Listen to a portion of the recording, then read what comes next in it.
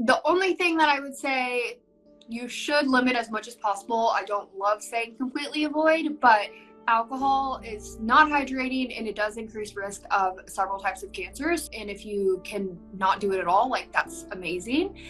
And the things that are going to make you more hydrated is almost everything. Some good options would be like water, tea, put some fruit in your water. You can add a Crystal Light packet or flavorings to your water. Even sparkling water would be great options. Focus on the bigger things. I'd say hydration, protein, fiber are like the main things to start with. So focus on those three things. If you're not getting enough protein, water, and fiber, then you don't need to be focused on anything else. Good day, everyone. Welcome to the VoCP Talks, a platform to empower the cancer community. Our guest speaker today is Tuesday. Tuesday is a registered dietitian nutritionist, and she also specializes in oncology. Thank you so much for joining us today. So, shall we get started with the questions? Yes. So, you are an RDN, and I want to know what motivated you to decide to focus on cancer survivors in particular. It was just kind of where I felt led. I tried out a few different things when I worked in the hospital, but I always loved how the people with cancer really were interested in nutrition. They wanted to hear from me. They are super dedicated towards their goals and improving their health, making their life better, which is helpful when you're trying to do a job that people actually are interested in what you're talking about. And I felt like I was really good at helping people during a tough time because I'm super empathetic and can listen. And that is super important with the population too. So it kind of just worked out for me well and felt like the right place to go. Cancer survivors often feel that they don't have high levels of energy. They feel really low all the time. Do you know if there are any ways that they can improve this? Yes, so there's a lot of different ways. So when I work with people, I kind of get into like what might help them specifically because some things work better for other people.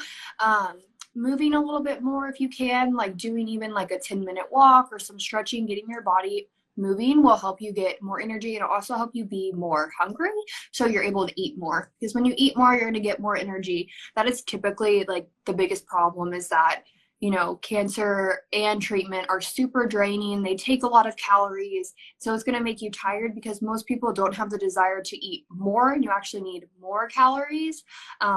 So in this case, I always recommend really healthy fats because they're going to give you a lot of calories but not take up too much room in your stomach. So nuts, nut butter, having like snacks by the bedside, trying to eat like pretty constantly throughout the day. So 6 small meals or kind of snack throughout the day. Those are some good places to start when it comes to fatigue and energy. But again, there are so many different kind of factors that play into that depend on the person. But usually trying to get up those calories is going to be the first step and the most helpful. So staying active, eating more, eating constantly, and also it depends on the person. Yeah, it just depends on what will work for them. Like all of these different things will help, but some people might say like, I absolutely can't eat more, or different things, to where there's different solutions for different people depending on like what's possible for that person. So there is this term that's commonly used, chemo brain. So could you tell us what it exactly means and if there is any way to improve that? So it's just overall like brain fog, kind of having like that forgetful memory or feeling sluggy. It's something that can happen even like years after treatment, just kind of like feeling like your brain is not quite working the way that it normally would, or you might say like the wrong word, or like a word will have a hard time coming to you, things like that. It's harder to do like basic math and just like random things, and it mostly is just because the treatment is so hard on the body, and like you mentioned, like with the fatigue, like all those things are going to make it harder for you to concentrate and kind of keep your mind focused. So kind of the same tips with fatigue, like trying to eat more, trying to be active, trying to keep your body really healthy, drinking a lot of water, and then also doing like mind exercises. So, I'm not a big expert on like what you can do to like work your mind, but little, mind puzzles, things that'll kind of work your brain to kind of get it back to where it was or just improve it in general. So you can probably just like Google little like brain puzzles or like brain exercises, and there's lots of different options that can kind of help you. So we were talking about fatigue. We have been talking about it a lot, and food is one of the main things that cancer patients must focus on more. And but cancer patients also often find it difficult to consume the right and enough amounts of food. So what will you advise them to do? So I kind of mentioned some things like the high calorie foods, like healthy fats, because you're going to get more bang for your buck with those foods, and it's not going to take up too much room in your stomach. Another thing is like the eating 6 small meals a day, trying to be consistent with your eatings, like eat at the same time every day and view it as part of your treatment, where it's not really an optional thing. It sounds kind of, harsh, like you just got to do it, but you have to view it as like, this is part of what's going to help my treatment be successful. This is something that I have to do. And you don't have to force yourself to eat way too much, but trying to eat at those times every single day. Set reminders on your phone. Don't wait to get hungry. Just be really consistent with, I have to eat now, even if it's something small, being really consistent on those times. And your body kind of gets used to, oh, I'm always eating at 9 a.m. I'm always eating at noon. And it's hard at first, but you can work your way up and get bigger meals over time if you're really being consistent with that. And you just kind of train your body to like realize, oh, it's time to eat. But again, like don't just eat by the clock. Don't wait to get hungry, and try to be as consistent as possible. Also, another option is like protein shakes, like the medical nutrition supplements. Like those are great if that's what works well for you. If liquids are easier, then that's great. Drink more of those. Drink some high calorie shakes, because you can get a lot of nutrition from something like that. High calorie options, things that aren't too like filling. So something like celery, for example, would have like not that many calories, but it's going to take up a ton of room in your stomach, which is obviously a great food, but you don't want to be like filling up on something that's so low in calories. So focusing more on those high calorie options. Speaking about diet, we also hear that cancer patients must take a lot of fiber. Why is that important? There's so many reasons why it's important, and there's growing evidence that it's more and more important. It can help your treatment be more successful. So it's super important to do. It helps your bowel movements be regular, which when that happens, we're able to, flush everything out of our system, because it's not great for our stool to sit in your gut. It can kind of damage your gut health. And that is something that's a big bother for a lot of people. If you have nausea, if you have bloating, those type of things, it's really good to get everything out of your gut on a regular basis. It's going to help stabilize your blood sugar. It's going to help regulate your cholesterol levels. It's going to keep you full in a good way for longer, so it's not so things aren't going through your system so quickly. You're able to absorb a lot more of that, and lots of other reasons. It's really just like the magical nutrient, I think, and it's something that most people don't get enough of. So it's something that almost everyone can work on. What are the main sources of fiber that cancer patients can rely on? So anything plants is a great source of fiber. So fruits, vegetables, plant-based protein like beans, seeds, nuts, and whole grains. So whole grain bread, whole grain noodles, brown rice, popcorn, oatmeal, those sort of things are going to give you a lot of fiber. When it comes to fruits and vegetables, eating them raw is going to be more helpful than, or more fiber than if you cook something. So if you have like raw carrots versus cooked carrots, you can have more fiber in that. So it's totally fine to cook them as well, but you want to be focusing and add some raw in if you are trying to get your fiber up. And also a fiber supplement is totally fine. If people want to take Metamucil or Benefiber to get their fiber up, then that's a great option as well. These treatments that cancer patients often undergo become more sensitive to smells. And this makes it difficult in various things. Like eating, cooking, stuff like that. So are there any ways to combat this? Yes. So staying out of the kitchen if possible. Like if someone else can cook for you, staying away from the smells, because of course, if you're smelling something for 30 minutes to an hour before eating it, it's only going to make it less appetizing, especially if you're already having a problem with smell. Another option is to do less cooked foods and more cold things. So like a cold sandwich or a salad or something of that nature, because it's not going to have as much odor. A smoothie. Yeah. So focusing on those, foods that don't really have too strong of a scent. Another thing is like if you're doing like a beverage, like drinking it through like a straw and a lid, so kind of like covering the top to where the smell doesn't come out of it. That's another great option. And those are some of the biggest ones. There's some other things that you can do if that's a huge issue for you, but I would definitely try. The easiest thing is to focus on those less odory foods, more cold foods that don't have to be cooked and warmed up. And staying away from microwaves is another big one. It's going to make the smell go throughout your whole house if you put it in the microwave.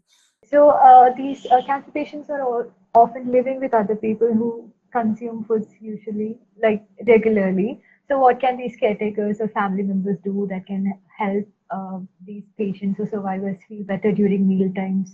I guess that's kind of a wide question. So seeing if there is anything that sounds good to the person going through cancer and going through treatment, because a lot of things might not sound good, or might have a strong smell. And so being like supportive of that, and you don't necessarily have to eat the same way, but trying to kind of prioritize that person if for the person that is, at the moment, the most picky, the most specific needs. So preparing food for them, focusing on things that they like. And if they don't want to make a lot of decisions, if food is just something they can't think about, then just taking it into your own hands and doing that for them, and then giving them a few options. Hey, I made this, will you just have a bite? And then they're not having to make these decisions, because like you mentioned with like the chemo brain and just like the decision like overload, all these thoughts running through your mind when you have cancer, or going through treatment, you're thinking about so many things. Like picking out something to eat might add another layer of stress. So as a caregiver, you can be supportive of that and just do it, so that person doesn't have to think about it.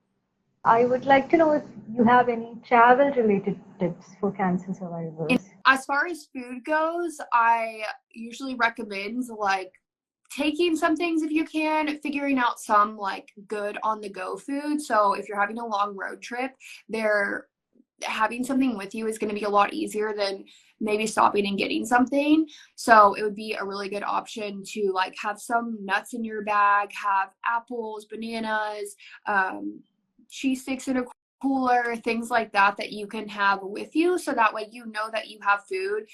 If you can't stop, if you aren't able to stop, if you aren't able to find something that you want, you have those things that you already know that you're able to eat and enjoy eating.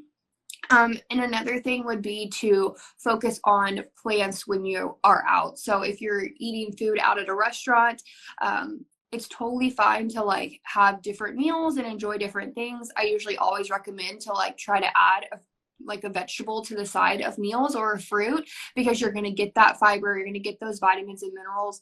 Keep everything regular, because when you travel, like your stomach can kind of get messed up, you can feel a little bit weird, so it's good to kind of add that in rather than thinking like I need to eat perfectly while I'm gone. You can eat whatever you want, but kind of adding something that is going to make you feel better. Another one is to stay hydrated, because a lot of people will kind of get out of that habit of drinking water whenever they're traveling. So taking a water bottle with you and really prioritizing how much water you're drinking while you're traveling. Earlier, we were talking about being sensitive to smell, and you mentioned they shouldn't use microwave to heat up their food. So, is there anything cooking method related tips that you have? Are there anything that they have to keep in mind while using other appliances such as microwaves? Mm-hmm. So there's no issue with microwaves. Microwaves don't cause cancer, they don't increase risk of cancer. So if that's what works well and the smells aren't bothering you, then it is totally fine to use the microwave. It's not going to be bad for you, bad for your food. The only thing that I mention when I talk about microwaves is you don't want to heat things up in plastic unless it's like a BPA-free plastic, but I usually recommend like a glass container or ceramic container when you warm things up in the microwave so the BPAs don't leach into your food, because that's what's harmful, not the microwave itself. But as far as cooking methods go, other cooking methods, just trying different things, using the oven, using the stove, seeing what you enjoy the most can be really helpful, because you might not like things sauteed, but you might like something roasted. So that's something to always think about, is it's going to change the texture, it's going to change the flavor. So kind of try a lot of different things until you find what works best for you. Are there any drinks that you would recommend to cancer patients so that they can meet their daily fluid requirements? Also, as a side question, are there any drinks that you would ask them to completely avoid? The only thing that I would say, you should limit as much as possible. I don't love saying completely avoid, but alcohol is not hydrating and it does increase risk of several types of cancer. So the less you can do of that, the better. And if you can not do it at all, like, that's amazing. And the things that are going to make you more hydrated is almost everything. So if you have a good appetite, you're eating well, you're able to drink, like, some good options would be like water, tea, put some fruit in your water. You can add a Crystal Light packet or flavorings to your water. Even sparkling water would be great options. But if you are having a harder time and like juice sounds good, or even soda, I wouldn't usually count it if you are able to drink other things, but it is going to be hydrating if that's the only thing. If a Sprite or a ginger ale sounds good, it's definitely better than nothing when it comes to hydration. So most beverages are hydrating. So there's not a ton of like huge things that you should avoid, but focusing on water and flavored water as your main source of hydration is going to be a great option. So alcohol is the one thing that they should try to minimize in their life. Yes. And there's nothing else that they should completely avoid. Nothing else you should completely avoid. Obviously, if you're drinking tons of sodas, tons of juice, tons of Gatorade, tons of things with a lot of sugar, it's not necessarily the most ideal. But if you are really having a hard time eating, you have a low appetite, and that's what sounds good, I say go for it, because you need the calories and you need the hydration. But I wouldn't say completely avoid it unless you are feeling like, I want to be eating healthier, I want to have less sugar, I have high blood sugar, those type of things. Then avoiding those really high sugar drinks would be optimal. So along with fluids, diet, working out is also an important part of a cancer survivor's lifestyle. So do you have any tips on how a cancer survivor can create and maintain a successful workout plan? Yeah, and it really depends on the person, kind of like I mentioned. So whatever works best for that person. Like, if you are doing absolutely zero exercise at this moment, then start with 10 minutes of walking a day or 10 minutes of stretching, and do something really small, and don't put a lot of pressure on yourself to be working out an hour every single day, because it's not realistic and you're not going to stick with it. So starting where you are and then increasing is definitely better to do, but you have to make sure that you are eating, sleeping, also, because if you're not sleeping at all, like, exercise isn't going to be super helpful. It's going to make you more tired. It's going to, drag you down more if you are overdoing it. So you kind of have to balance those things. But I always recommend just starting where you're at, doing what you think is realistic for you, but pushing yourself a little. So if you're doing nothing right now, do 10 minutes 2 or 3 times a week if you think that that is possible, and then work your way up to like 150 minutes is the recommendation if you're doing light to moderate exercise. So that's about 30 minutes 5 days a week, but you can spread it however you want, and that's the end goal. Don't feel like you have to get to that right away, because something is always better than nothing. So the final question, what's your message to cancer patients and survivors in our community here? I think to focus on the big picture, don't get dragged down into like the nitty gritty. Oh, I heard you need to drink apple cider vinegar or eat 10 beets a day, or don't, if it's super specific like that, it's not super helpful. Like focus on the bigger things.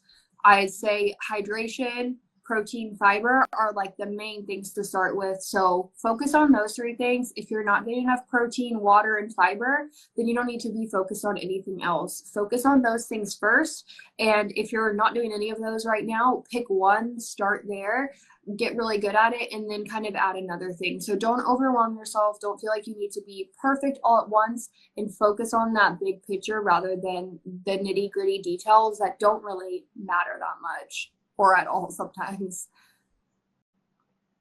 That's a really good message people could take into their lives.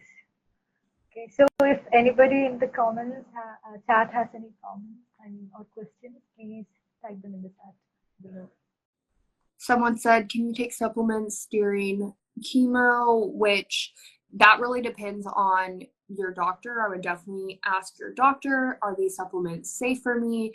And they're not going to be the same for everyone with what you need. If you're talking about like pills, if you have low iron, your doctor might recommend an iron supplement, things like that. But there isn't like one thing that everybody needs to take.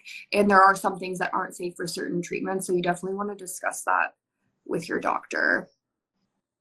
I saw someone asked about how do we take care of nutrition for palliative patients. For me, I say whatever they want, they should be able to have that. If you're on palliative care, there isn't a strict diet. There isn't anything that they have to do, but and you don't have to force them to eat either. It's whatever they want, they should be able to have it. So that's how I take care of them personally. So thank you so much, Tuesday, for joining us on today's session. And your insights were incredibly valuable and very informative. And I'm sure many people benefited from everything that you said. So would you like to let the audience know how to find you and how to get your services? Sure. Yeah. My Instagram handle is at cancer.nutritionist.rd. And so it's also should be in the chat. You should be able to see it at the top of your screen. So you can follow me there and message me. All my links are there. That's the best way to get a hold of me. So thank you so much. Have a good day. You too. Bye.